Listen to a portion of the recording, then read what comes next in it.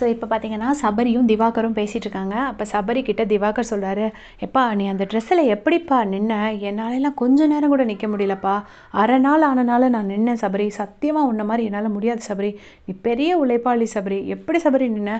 அதுலேயும் நான் கூட கொஞ்சம் பேசினேன். நீ பேசக்கூட இல்லை, அமைதியாகவே நின்றுட்டு முட்டியெல்லாம் எப்பா பயங்கரமாக வலிக்க ஆரம்பிச்சிச்சு. நான் உட்காந்துட்டேன் அப்படின்னு சொல்லிட்டு திவாகர் சொல்கிறாரு. உடனே சபரி சொல்கிறாரு, ஆமாண்ணே கஷ்டமாக தான் இருந்துச்சு, முட்டியெல்லாம் வலிச்சுது. ஆனால் வேறு வழி இல்லை, நான் நின்னேன். நான் காலையில் படுத்திருக்கும் போது கூட தீபக் அண்ணா வந்துட்டு சபரிக்கு பெட்ஷீட் எடுத்து போத்தி விட்டுட்டு போயிருக்காரு. ஸோ ஒரு லவ்லி கண்டஸ்டன்ஸ்னு சொல்லலாம். பிபி சீசன் 8 மொத்தத்திலேயே எல்லாருமே இப்படி தான் மாறி மாறி, யாருமே அவ்வளோ வன்மத்தோடு இருக்கவே மாட்டாங்க.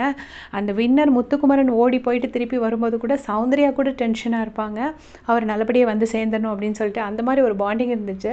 ஸோ தீபக் அண்ணா வந்துட்டு பெட்ஷீட் எடுத்து போத்தி விட்டாங்க அப்படின்னு சொல்லிட்டு சொல்கிறாங்க, தீபக் அண்ணா, மஞ்சரி, அப்புறம் பிரியங்கா எல்லாருமே எனக்கு ஃப்ரெண்ட்ஸ் தான். அவங்க எல்லோரும் என்னை வந்து சும்மா வம்பிழுத்துட்ருக்காங்க. எனக்கு பதில் சொல்லணும்னு அப்படி வருது, நான் நல்லா பதில் கொடுப்பேன். ஆனால் என்னை ஸ்டாச்சு வைக்கி நிற்க விட்ருக்காங்க. வேறு வழியே கிடையாது. அதனால் நானும் அமைதியாகவே நின்றுட்டேன்.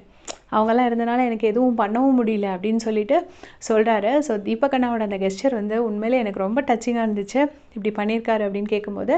அண்ட் வாட்டர்மெலன் திவாகரும் சும்மா இல்லை, பரவாயில்ல, இவ்வளோ மனசார சபரியை பாராட்டுறாரு. அப்புறம் சொல்கிறாரு, நீ இந்த டாஸ்க்குன்னு இல்லை சபரி, எந்த டாஸ்க் கொடுத்தாலுமே நீ சின்சியராக தானே பண்ணுவேன்.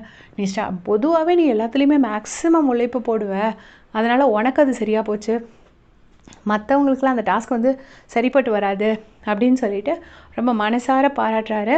அதுக்கப்புறம் பார்த்திங்கன்னா சபரியும் கானா வினோத்தும் இன்றைக்கி ஒரு இடத்துல பேசிகிட்டு இருப்பாங்க. அப்போ சொல்லுவாங்க, சபரி சொல்லுவார், ரம்யாஜோ நல்லா வேலை பார்க்குறா, ஆனால் பாரு அவளுக்கு காட்டிக்க தெரியல. சில பேர் வேலையே பார்க்கல, நான் வேலை பார்க்குறேன்னு மட்டும் வந்து காட்டிட்டு போகிறாங்க அப்படின்னு சொல்கிறாரு. அது யார் சொல்கிறாருன்னு சத்தியமாக எனக்கு தெரியல. உங்களுக்கு தெரிஞ்சால் கமெண்ட் செக்ஷனில் சொல்லுங்கள். தேங்க்ஸ் ஃபார் வாட்சிங்.